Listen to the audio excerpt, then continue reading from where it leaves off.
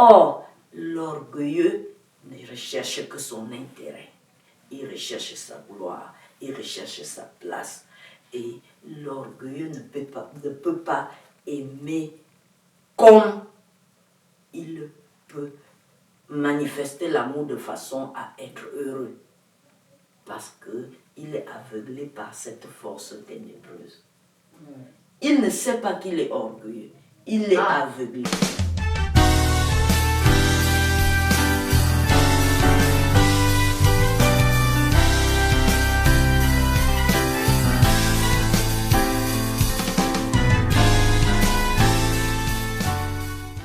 Bonjour et bienvenue sur notre chaîne Glorious TV, notre plateforme d'édification et du bonheur familial.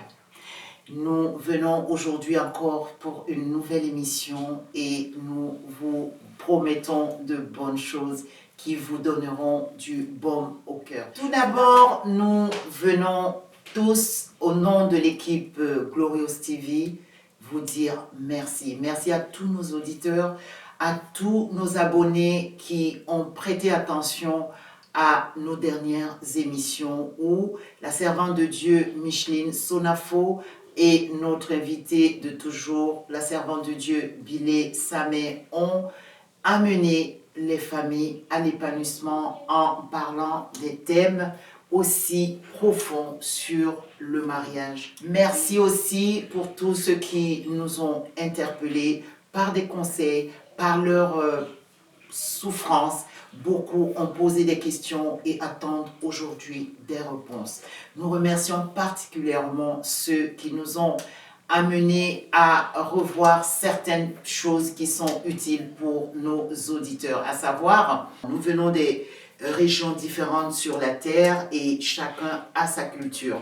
Aussi, nous venons vous promettre de ne plus utiliser des termes qui peut-être vont agresser votre culture, comme maman Micheline, parce qu'on a eu un retour, parce que une petite fille qui demande c'est sa maman. Non, c'est pas notre maman, c'est parce que nous, dans la culture africaine, nous avons ce qu'on appelle des éloges et on peut appeler une jeune femme, maman, sans que cela gêne. Mais désormais, nous avons pris le temps de recadrer toutes ces choses et nous vous remercions vraiment pour toutes ces richesses que vous nous apportez sur notre chaîne d'édification. Alors aujourd'hui, je suis encore très heureuse d'accueillir sur ce plateau notre invitée Micheline Sonafo, qui j'espère est déjà là, parce que j'espère qu'elle est là, parce que elle m'a promis qu'elle sera là. Ah, mais ça voilà. Bonjour Micheline. Oh là là. Merci d'être encore venue aujourd'hui. Merci, tu peux prendre place. Merci beaucoup d'être venue. Merci bien aimé. Alors, elle n'est pas seule, parce que je les attendais toutes les deux. J'espère qu'aujourd'hui, c'est un grand jour et quand on a nos deux invités. Est-ce qu'elle est là, Madame Bilé? Oui, elle est là. Oh, elle est là, on va danser. On doit danser, vraiment, mais tu vas donner nous une chance. Ça demande vraiment une petite chanson. Quel jour, Est-ce que vous avez une belle chanson là? Oui, dans ma jeunesse, Je loue le Seigneur, dans ma vieillesse, je loue le Seigneur, dans ma jeunesse, je loue le Seigneur, dans ma vieillesse, je loue le Seigneur, dans mes temps grand-mère, je loue le Seigneur, et quand j'étais jeune, je loue le Seigneur, même étant marié, je loue le Seigneur, même étant grand-mère, je loue le Seigneur, dans ma jeunesse, je loue le Seigneur, dans ma vieillesse, je loue le Seigneur, dans ma jeunesse, je loue le Seigneur, dans ma grand-mère, je le louerai, dans ma jeunesse, je loue le Seigneur, dans ma vieillesse, je loue le Seigneur. vraiment, je suis très heureuse de l'accueillir de nouveau. Merci Maggie Sur pour cette l'accueil. chaîne. Prenez Merci, place. merci beaucoup. Micheline à ma droite. Ok. Et Merci. Milé Samé à ma gauche. Et merci encore d'être venu aujourd'hui pour édifier nos auditeurs qui attendent depuis la prochaine vidéo. Mais c'est à quand la prochaine vidéo? Et donc je vais m'asseoir pour qu'on puisse enfin aborder des bonnes choses et des choses sérieuses. Parce que quand vous arrivez, c'est le feu. Bonjour Micheline. Oh, mais t'es toute belle. Oh là là, la Comme servante toujours. de Dieu. Elle est toujours Toujours. franchement, elle est très aidante. Merci. Nous avons le plaisir de vous accueillir de nouveau sur notre chaîne Glorious TV. Merci. Et vraiment, comme nous tous, nous avons vu les retours, les âmes, de partout. Nous sommes vraiment satisfaits de ce que tu as pu apporter à toutes ces familles qui étaient dans l'attente. Et vraiment, merci d'avoir encore accepté de... Parce que pour t'avoir, c'est pas évident avec tout ce que tu as comme occupation. C'est vraiment du bon au cœur. On reconnaît en cela ton désir de voir les foyers heureux. Merci encore, Madame Billet. Merci. Notre Maggie. chère amie. Il pense C'est toujours à à moi. Donc, Maggie. c'est vraiment une immense joie de ce que vous soyez là aujourd'hui parce que nous venons de découvrir que notre ennemi était caché. Il y a un ennemi qui a bouleversé depuis l'ère des temps les familles, des relations, les foyers, l'humanité. Et cet ennemi était tellement caché aux yeux de certains, hein, parce que ce n'est pas aux yeux de tout le monde, qu'il a fait beaucoup de ravages et il a plu au Seigneur qu'aujourd'hui nous puissions aborder ce thème en commençant par mettre à jour cette force qui subtilement arrache le bonheur des familles. Donc, nous annonçons déjà à nos chers auditeurs que nous avons un nouvel éditorial parce que derrière cette chaîne, il y a toute une équipe qui travaille sans relâche pour apporter aux familles du bon au cœur. Désormais, à Glorious TV, nous parlerons surtout du bonheur familial. Notre plateforme prend aujourd'hui le nom de notre chaîne d'édification et du bonheur pour le bonheur familial.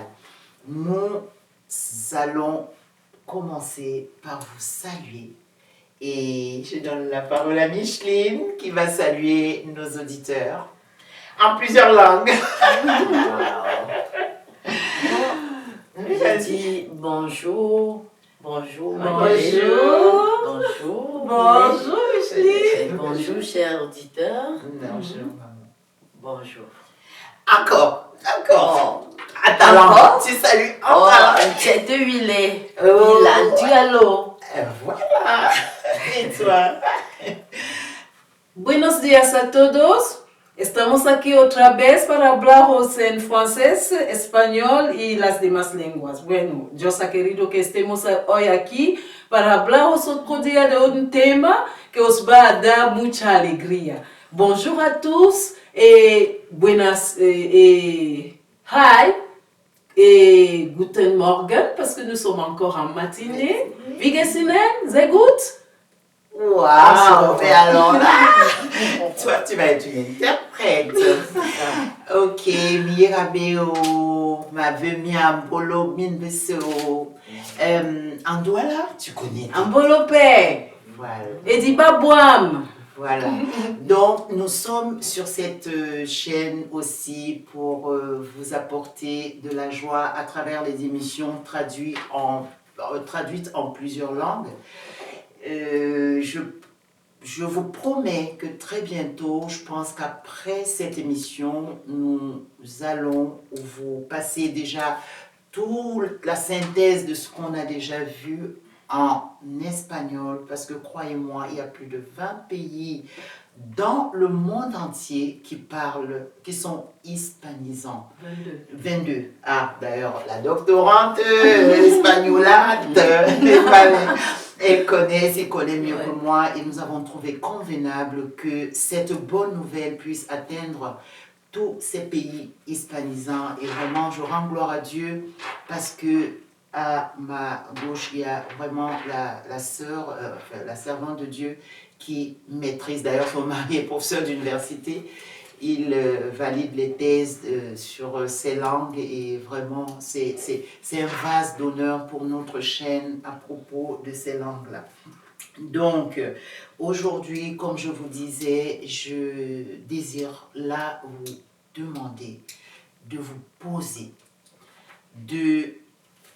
d'oublier tout ce qui vous préoccupait avant que vous n'appuyiez sur votre petit écran et qu'aujourd'hui vous nous prêtez votre cœur, votre attention et vous puissiez, si c'est possible, réunir la famille afin de suivre ce que Dieu a mis au cœur de ses servantes encore aujourd'hui pour venir édifier et restaurer le bonheur dans les familles.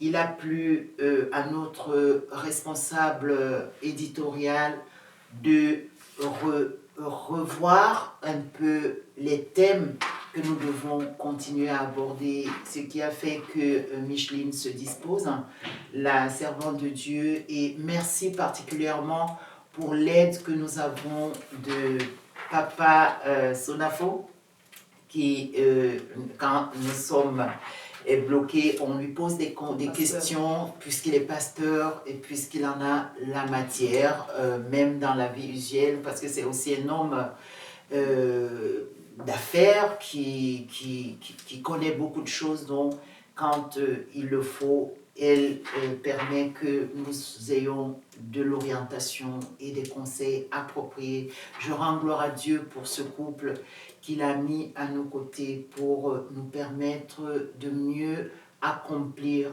cette mission. Et c'est vraiment une valeur inestimable pour Glorious TV. Merci beaucoup pour toi aussi, servant de Dieu, Bilé, pour ta disposition, parce que j'avoue que être là, même aujourd'hui dans cette émission, il t'a fallu revoir ton programme pour être là. Ça montre combien ce zèle que tu as toujours eu depuis des années pour le bien du prochain est pour toi ta raison d'être. C'est pour moi une occasion de vous remercier de tout cœur parce que ce que vous faites aux familles est inestimable. Merci encore pour tout. Merci Maggie, c'est nous qui remercions le Seigneur pour toi. Merci beaucoup. Alors, nous allons aborder avec nos invités, les deux servantes de Dieu, qu'on ne présente plus. J'espère que vous n'allez pas me dire de les présenter de nouveau parce que vous les connaissez déjà. Et n'hésitez pas surtout à envoyer vos demandes, vos questions sur notre mail, boîte mail Glorious TV que nous passons en bas de l'écran parce que pour le moment, nous ne pouvons recevoir des appels téléphoniques. Alors aujourd'hui, nous abordons un grand thème qui aura des sous-thèmes, à savoir la communication et le dialogue dans le couple et dans la famille. C'est l'occasion pour moi ici de remercier le Seigneur parce que les servants de Dieu, dans leur investigation, ont résolu de d'abord mettre au grand jour le premier ennemi de l'homme, de la famille, du vivre ensemble, de la communion, de l'unité et même de cette possibilité de former une jeunesse qui pourra assurer le relais. Cet ennemi, je vous laisserai tout à l'heure découvrir à quel point il a fait des désastres, il a détruit, il a ruiné, il a tyrannisé, et ceci depuis l'ère des temps. si nous réussissons à nous calmer pour écouter les conseils qui sortiront de nos chers invités, je pense que cet ennemi dompté, la communication pourra enfin être mieux abordée entre nous, dans nos familles, dans nos communautés, dans nos rapports mutuels, pour notre bonheur auquel le Seigneur, l'Éternel, notre Créateur, nous a conviés, pour lequel il nous a créés. Parce que nous ne sommes pas sur la terre pour rien. Nous sommes ici pour un but. Vous avez suivi toutes nos émissions depuis le départ et vous avez compris que Dieu n'a créé l'homme que pour son bonheur, pour être en harmonie avec lui. Si pour ceux qui n'ont pas encore eu le temps de suivre toutes nos émissions, nous allons vous inviter à le faire. Merci encore de nous écouter et je laisse la parole d'abord à la servante de Dieu Bilé d'aborder cet ennemi, ce géant, car c'est un sujet sur lequel elles ont beaucoup travaillé. Merci. Alors, c'est à vous. Merci Maggie. Nous remercions le Seigneur pour la grâce qu'il nous donne d'avoir Maggie avec nous. Celle qui est, comme on dit, il y a toute une équipe derrière ce travail que nous faisons pour apporter jusqu'à vous l'amour de Dieu, pour apporter jusqu'à vous la solution à vos problèmes selon la parole de Dieu, pour apporter jusqu'à vous le baume au cœur, comme nous aimons bien utiliser l'expression. Merci Seigneur pour la grâce que tu nous donnes de pouvoir en cette matinée parler à nos auditeurs d'un fléau qui mine la vie de l'homme depuis l'ère des temps, comme l'a si bien dit notre présentatrice. Véritablement, c'est pire qu'une bombe atomique, comme cette bombe qui a détruit Nagasaki, qui a détruit Hiroshima. Cette bombe a détruit nos ancêtres et aujourd'hui encore, elle continue à nous détruire. Il s'agit de l'orgueil. L'orgueil est un géant, un démon qui rend l'homme petit et il agit de manière subtile. C'est-à-dire que tu peux être orgueilleux et tu ne le sais pas. L'enfer, généralement, c'est les autres. On voit l'orgueil dans l'autre. Pourtant, on est soi-même orgueilleux. Adam et Ève, les créatures de Dieu, étaient venus pour vivre en harmonie avec Dieu, pour vivre le bonheur sur la terre. Et Dieu avait tout fait pour qu'ils soient heureux. Mais vous allez voir que cet esprit méchant, le diable connaissant qu'il habite en l'homme, il va venir avec le rusé, le serpent tromper la femme. Et comme l'homme est mal disposé, il est ingrat, vous allez voir la manifestation de l'orgueil en lui. Le serpent connaissant l'être humain, il vient vers Ève. Qu'est-ce qu'il lui dit? Il lui dit que si vous mangez de ce fruit que Dieu vous a dit de ne pas manger là, et il les amène à désobéir d'abord à Dieu. Il leur dit, si vous mangez de ce fruit, vous aurez la connaissance que Dieu a. Vos yeux vont s'ouvrir, vous aurez la connaissance. C'est comme ça qu'il vient les tromper. Et l'homme ne se contentant pas de ce qu'il a, l'orgueil veut qu'il vive, qu'il soit ce qu'il n'est pas. L'orgueil veut qu'il se hisse au sommet de toutes choses. Ils se disent, mais en fait, Dieu nous a amenés sur cette terre. C'est pour rester dans le jardin aéré comme ça. Malgré tout ce que Dieu leur a donné pour leur épanouissement, ils vont chercher à avoir la connaissance que Dieu a. À être égal à Dieu. Et voici là où leur destruction va arriver. Nous avons parlé dans les anciennes émissions du cordon ombilical qui va se couper entre Dieu et l'homme. Et vous verrez que la relation, l'harmonie qui était prévue entre Dieu et l'homme n'existera plus. À cause de quoi? De l'orgueil. Parce que un orgueilleux ne sait pas s'humilier. Notre ancêtre pouvait prendre sur lui de pleurer devant le Seigneur et de dire, Seigneur, je ne me retrouve pas. Un esprit méchant en moi m'a obligé à obéir à mon épouse et au serpent. Alors que tu m'as établi chef. Tu m'as donné une femme pour ma joie. Tu as mis tout dans la nature, dans l'univers, pour que je sois heureux. Seigneur, je te demande pardon. L'orgueilleux ne sait pas demander pardon. L'orgueilleux est accusateur. Qu'est-ce qu'il va faire?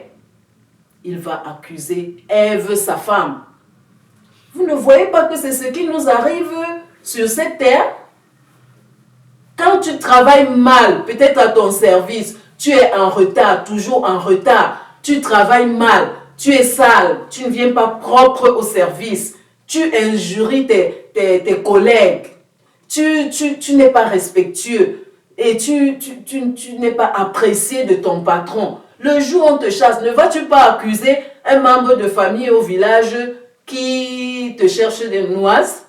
Ne vas-tu pas accuser tes collègues que c'est tel collègue qui m'a... C'est un esprit, c'est un collègue qui m'a trahi chez le patron. C'est sûr que c'est lui, il est jaloux de moi. L'orgueil nous empêche de descendre, de nous abaisser comme des petits-enfants, de reconnaître que nous avons mal fait, pour grandir, pour changer de vie, pour devenir des êtres nouveaux et apporter la joie dans notre entourage.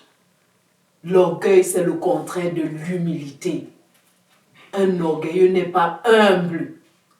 Et pourtant, la parole de Dieu nous dit que Dieu fait grâce aux humbles et il résiste aux orgueilleux. Regardez les manifestations de l'orgueil. Vous allez voir qu'un orgueilleux, l'orgueil, c'est comme un arbre qui a plusieurs branches. À la racine, tu peux avoir l'orgueil, mais il y a beaucoup de branches qui naissent de l'orgueil. Vous allez voir que la jalousie, ça vient de l'orgueil. L'orgueilleux n'accepte pas que quelqu'un le dépasse. Quand quelqu'un le dépasse, il est jaloux et il va tout faire pour chercher à dominer tous ceux qui sont dans son entourage, à avoir ce qu'ils ont, même s'il n'en a pas les moyens. Comme Adam et Ève voulaient être des dieux. La méchanceté, c'est une autre branche de l'orgueil. Parce que quand un homme constate qu'il ne peut pas faire ce que l'autre fait, ils vont même parfois jusqu'à tuer. Les tueries parfois viennent de tout ça. Qu'il me dépasse, pourquoi? Je vais l'éliminer sur ma voie. Parfois, ça entraîne la violence, une autre branche de l'orgueil. Comme je ne peux pas dialoguer avec mon épouse pour la convaincre de ce que je pense, comme je ne peux pas communiquer avec elle, nous allons voir tout à l'heure dans la communication, comment l'orgueil est un frein à la communication. Je ne peux pas convaincre mon enfant. Alors, je ne peux pas convaincre ma femme, mon collègue. Je gronde. Je parle fort. Non, vous ne devez pas faire comme ça. C'est comme j'impose. L'orgueilleux ne sait pas descendre. L'orgueilleux ne sait pas s'abaisser.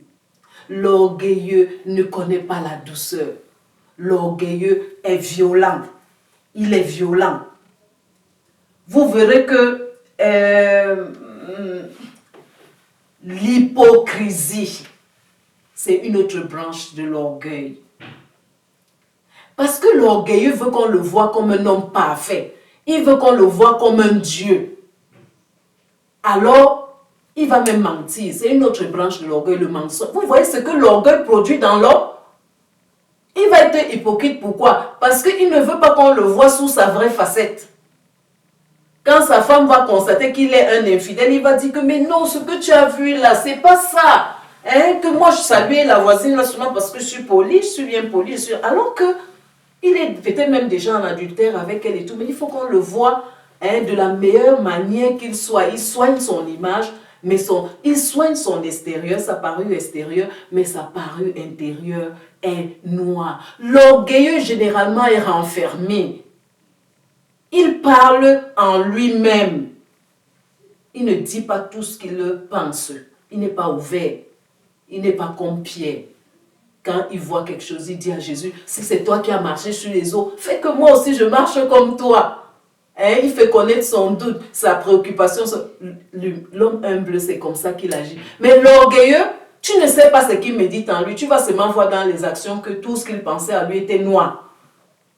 L'orgueil est un démon. C'est un géant qui a des manifestations que vous ne pouvez pas imaginer. Beaucoup de meurtres là dehors viennent de l'orgueil. La destruction de l'homme est venue de l'orgueil. Qu'on ne vous trompe pas. Les haines, les rancunes, les coups bas, ça vient de l'orgueil. L'orgueilleux vit mal.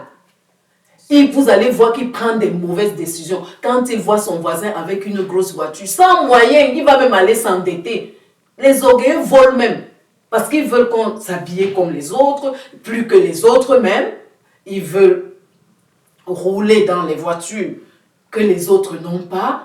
Ils convoitent, la convoitise. C'est un démon. C'est une grosse branche comme ça là, de cet arbre qu'est l'orgueil. La convoitise. Il est toujours en train de regarder ce que l'autre a comme étant. Il dit non, je dois avoir plus que ça. C'est ça qui va l'entraîner à tous les vices qui ne devraient pas être. Les conséquences sont désastreuses. Je vous dis que l'orgueilleux, comme il est prétentieux, il va faire des choses qui ne sont pas bien. Alors, les conséquences, c'est que, à cause de l'orgueil, on n'a plus de valeur. À cause de l'orgueil, on meurt. On peut mourir à cause de l'orgueil. Parce qu'on n'aura pas toujours... L'orgueil, vous allez voir qu'il tourne en rond. C'est-à-dire qu'il fait des choses qui ne lui profitent pas. Il perd de sa valeur parce qu'il est ridicule même à la fin.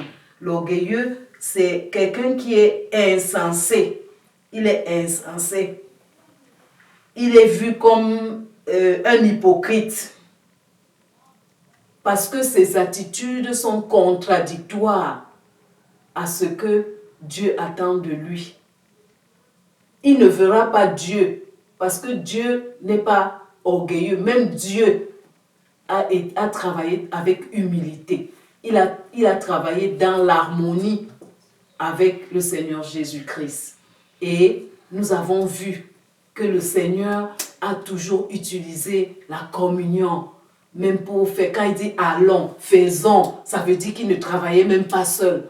L'orgueilleux aime qu'on le voit tout seul. Donc, c'est ça un peu ce que je peux dire sur ce géant.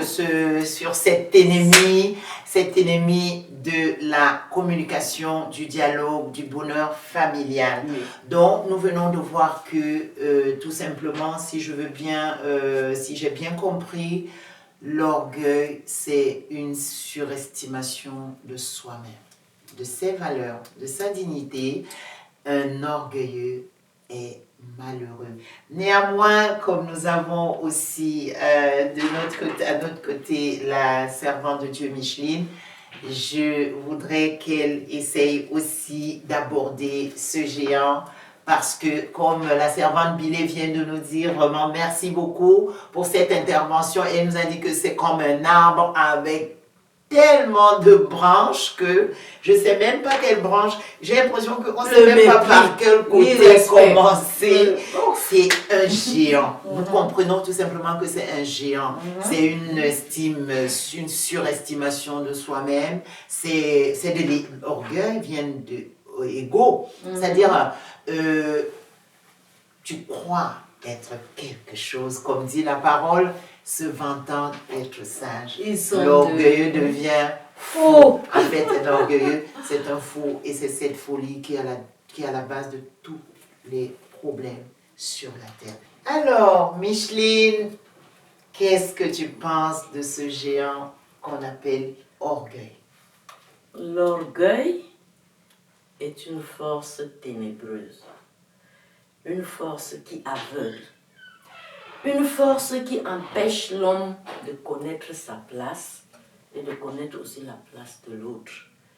Et dans le foyer, l'orgueil empêche les conjoints de connaître l'un comme l'autre l'utilité de son prochain. Et c'est à cause de l'orgueil qu'on peut voir que le foyer ne marche pas.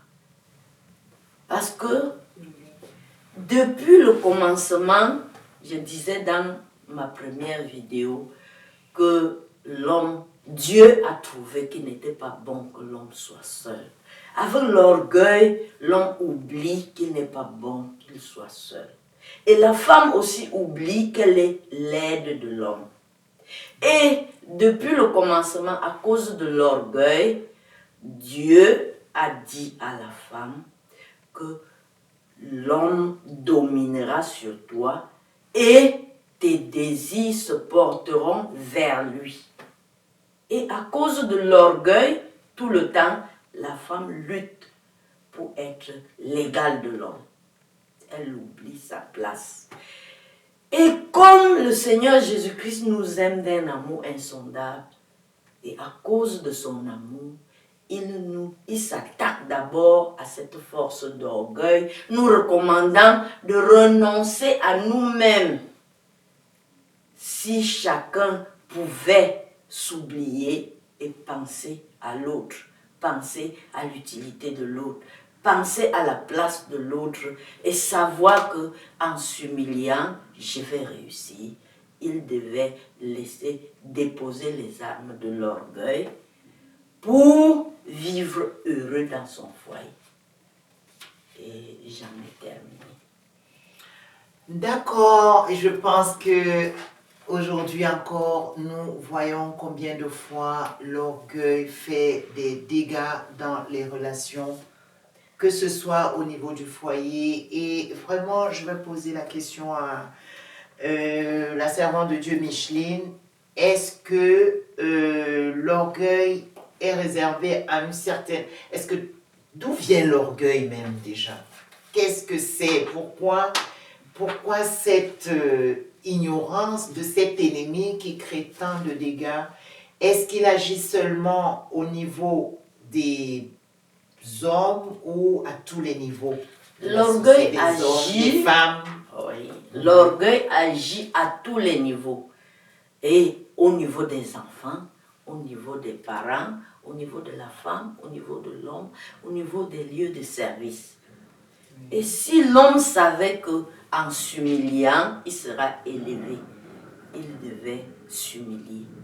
Parce que quand, de prime abord, si on vous invite quelque part et vous choisissez la dernière place et qu'on vienne vous dire, venez vous asseoir devant, vous êtes honorable. Mais si à cause de l'orgueil, vous courez pour vous asseoir devant et on vient vous dire, ce n'est pas votre place, allez vous asseoir derrière, c'est une honte. Donc, l'homme sage s'humilie. L'homme sage s'abaisse et on l'élève.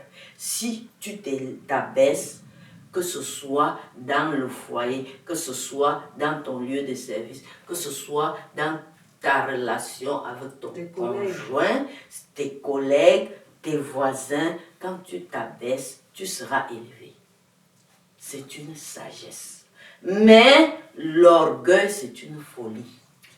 L'orgueilleux fait le bruit. L'orgueilleux dit que c'est moi. L'orgueilleux dit non, je vais montrer de quel bois je me chauffe. L'orgueilleux ne veut écouter personne. Il s'affirme. Et pourtant, quand on se tait pour écouter les autres, on s'instruit, on devient sage. C'est vrai. L'homme devait savoir que je peux écouter beaucoup et parler peu. Et c'est la sagesse qui donne même la réussite, même dans le foyer.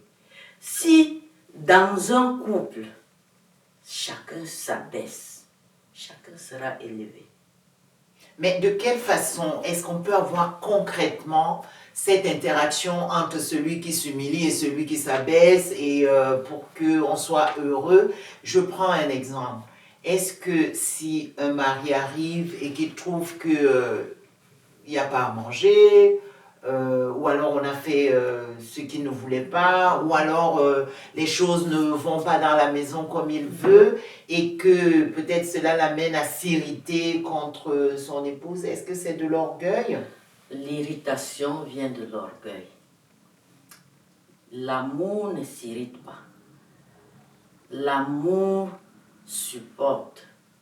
Quand on ne trouve pas de la nourriture, on doit essayer de comprendre que peut-être il y a eu quelque chose qui s'est passé. Et le problème à résoudre, ce n'est pas s'irriter. Le problème à résoudre, c'est qu'est-ce qu'on doit faire pour avoir à manger. Il faut chercher à résoudre les problèmes et non créer d'autres. Donc, si je comprends bien, l'orgueil est source de problèmes. Oui, ça ne résout pas les l'orgueil problèmes, amène à voir que non, pourquoi on a fait ça, on ne pouvait pas faire ça, on s'empresse à juger, à condamner et on s'irrite. Et quand tu t'irrites, c'est toi qui souffres. Ce qui a été fait a déjà été fait. Inutile de s'irriter, inutile de se plaindre. Il faut réfléchir pour résoudre le problème qui se présente. Tout à fait. Oui. Vraiment, je pense que nous sommes tous en train de découvrir que le véritable ennemi des relations, dans nos relations, provient de l'orgueil, c'est-à-dire le manque d'humilité et de l'amour, c'est ça. Parce que quand on aime, je pense qu'on est à mesure de faire des concessions et d'éviter tout ce que l'orgueil peut apporter. Comme quoi, selon que la servante de Dieu nous parlait de la genèse de ce géant, elle a même dit que c'est un esprit, c'est pas une chose nouvelle. Et nous voyons comme notre livre de base nous parle de ce qu'il a commencé depuis la création, la rébellion, c'est-à-dire le refus de se soumettre à Dieu est une forme d'orgueil. Oui. L'orgueilleux ne se soumet à personne. Et l'orgueilleux recherche ses intérêts. L'orgueilleux cherche sa gloire. Et l'orgueilleux montre... il a quelque chose à démontrer. Alors qu'on n'a rien à démontrer. Il n'y a rien de nouveau sous le soleil. Tu n'as rien à démontrer. Tu restes toi avec tout ce que tu as. Et l'autre reste lui avec tout ce qu'il a. Et dans l'amour, on s'oublie pour se donner pour l'autre. Et on trouve son bonheur dans le bonheur de l'autre. Parce qu'il vous sera fait comme vous aurez fait. On versera dans votre sein une coupe bien pleine, bien secouée. Il faut savoir aimer et vous serez aimé. Mais l'orgueilleux ne sait pas aimer. Il s'emporte, il s'irrite, il tonne. Il s'aime lui-même. Oui, il s'aime lui-même et ce n'est pas l'amour. C'est pas l'amour. Il est aveuglé par une force ténébreuse qui est l'orgueil. Il ne sait pas ce qu'il fait. Est-ce qu'il y a une solution quand on vit dans un environnement qui est dominé par cet esprit où nous voyons aujourd'hui trop de mésententes, même dans les communautés religieuses, dans des relations? Qu'est-ce qui... Donc en fait, cet esprit agit de manière peut-être cachée. Parce que parfois, on ne sait pas d'où viennent les conflits parmi les hommes. Est-ce vraiment à la base l'orgueil qui anime ces conflits? L'orgueil anime les conflits parce que l'être humain oublie qu'il a plusieurs dimensions. Il n'est pas seulement physique. Il est aussi il a une âme. Il a un esprit. Or, l'orgueil, c'est un esprit. Or, c'est l'esprit qui vivifie. C'est l'esprit qui vous anime, qui vous pousse à vous irriter. L'esprit qui vous anime vous pousse à vous mettre en colère. L'esprit qui vous anime vous pousse à être triste, à être mélancolique. Or, si chacun savait qu'il devait veiller sur son cœur, sur son âme, Plus que toute autre chose. Plus que sur toute autre chose, l'orgueil ne devait pas avoir accès dans le cœur de l'homme. Il devait veiller.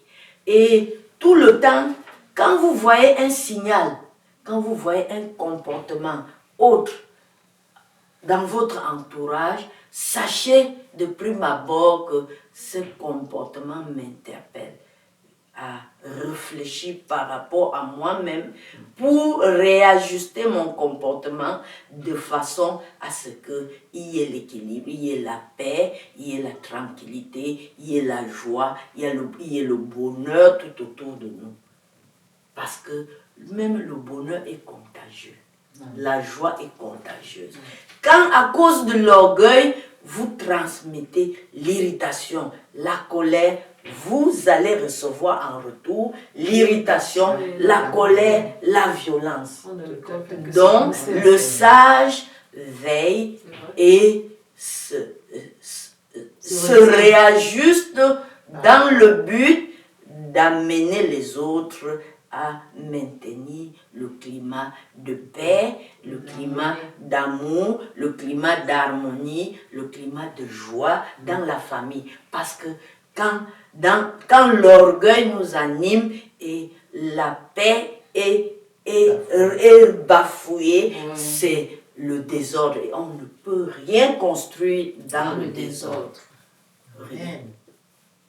Alors, maintenant, si nous pouvons aller vers la conclusion, parce que nous entrons dans un grand thème qui est la communication et le dialogue dans le couple et dans la famille.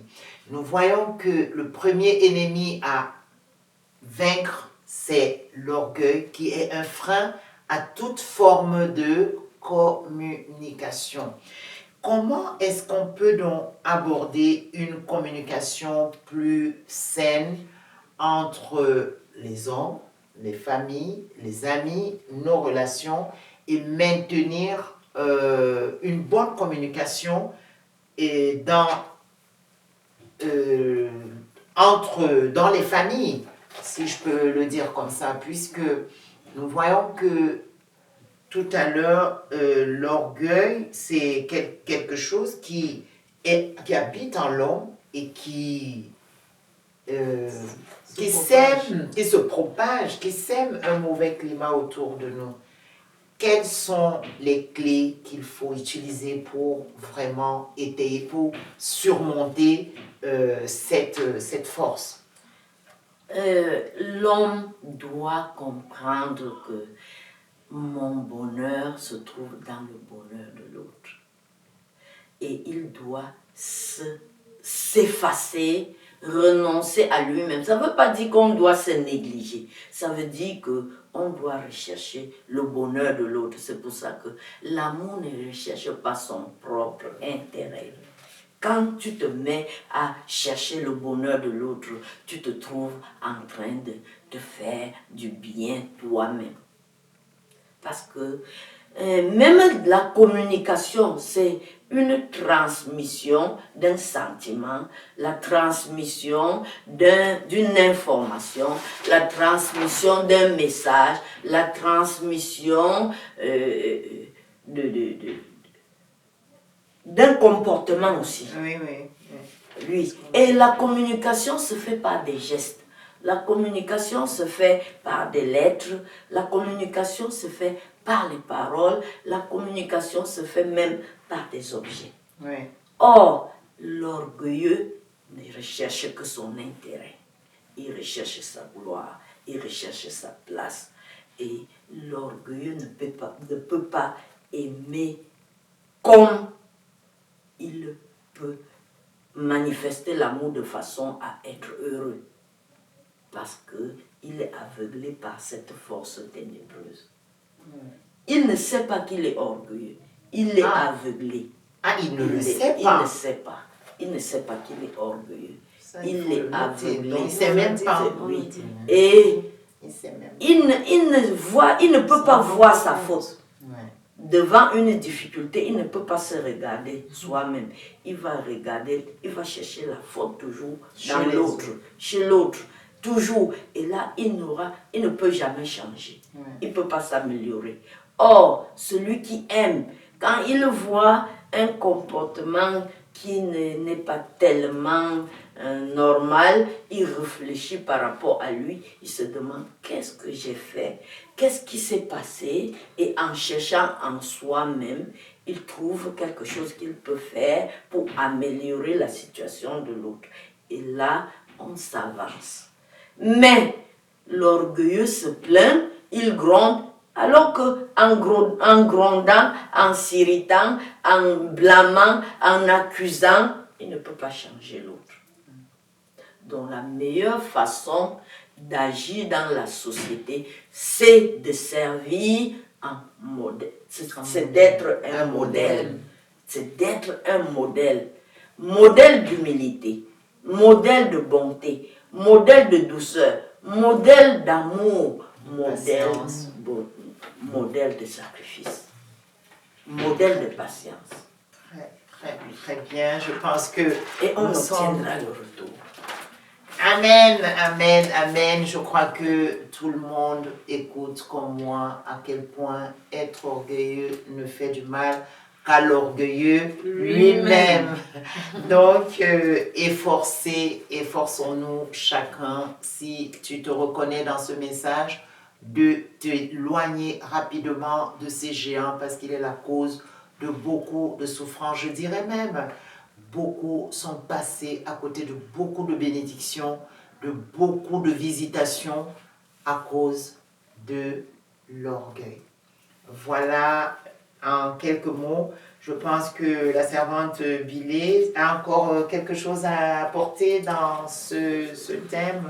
Oui, bon, l'orgueil, Maggie, c'est quelque chose, comme on a dit, c'est un esprit subtil. Chacun de nous doit savoir que l'orgueil se cache en l'homme. Ça veut dire que si je suis un homme, je dois veiller afin que l'orgueil ne m'habite pas, ne me détruise pas. Parce que s'il est là, je dois le détruire par l'humilité. Comme disait la servante du Seigneur, comme disait Micheline, je dois travailler ma vie pour être un modèle. Le modèle, c'est dans la simplicité. Il y a un travail à faire. Chaque être humain a un travail à faire pour ne pas tomber dans le piège dans lequel Adam et Ève étaient tombés. Donc il y a des choses, vraiment des valeurs que nous devons imiter. Dans nos émissions précédentes, nous avons envoyé les gens à sortir de l'ignorance, c'est-à-dire voir le modèle de Dieu. Parce que c'est Dieu qui est notre modèle, voyons. Dieu dit faisons, allons et faisons. Ça veut dire que Dieu qui est Dieu, qui a tout, regardez, descend jusqu'aux anges, jusqu'aux hommes pour travailler. Nous sommes qui pour penser que nous pouvons tout par nous-mêmes? Même Paul a dit, je puis tout par celui qui me fortifie. Ça veut dire que l'orgueilleux, pour l'orgueilleux, il est tout puissant, omnipotent, omniscient, il peut tout, il écoute peu, il parle beaucoup, comme disait Micheline. L'orgueilleux n'a pas de respect, il méprise tout le monde. C'est le moi qui habite en lui, qui l'écrase, qui le domine. En fait, il est assujetti à un esprit qui n'arrive pas à maîtriser.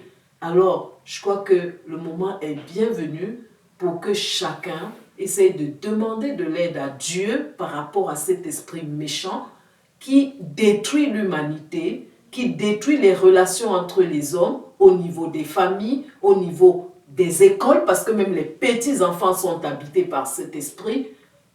Vous verrez qu'il y en aura, il y a des enfants qui travaillent à la maison juste pour plaire aux parents, plus que les autres. C'est l'esprit d'orgueil qui amène déjà ça. Vous verrez que la compétition parfois vient de cet esprit méchant. Eh bien, nous sommes donc tous conscients maintenant que nous devons lutter acharnement contre cet ennemi de la communication dans les familles. Ceci nous amène à revenir maintenant sur le grand thème qui fera l'objet de certainement notre dernière émission de ce mois, qui est la communication et le dialogue dans les couples et dans la famille. Merci d'avoir permis que nous puissions encore être ensemble aujourd'hui, chères dames, servantes du Seigneur. Merci d'avoir encore apporté à nos auditeurs du baume au cœur. Donc voilà, on vous dit à très bientôt pour aborder la communication proprement dite et le dialogue dans les couples et la famille, car lorsqu'on réussit à implanter cette fleur merveilleuse dans la famille, sûrement on va être dans le bonheur et la famille prendra de l'envol et la restauration sera rétablie dans la famille pour le bonheur des uns et les autres et pour la gloire de Dieu. Merci mes chers invités et Merci à très bientôt. Maggie. Que Dieu vous bénisse. Hein? À la prochaine. Que Dieu vous bénisse. Que le Seigneur Merci. Jésus-Christ vous bénisse. Au revoir.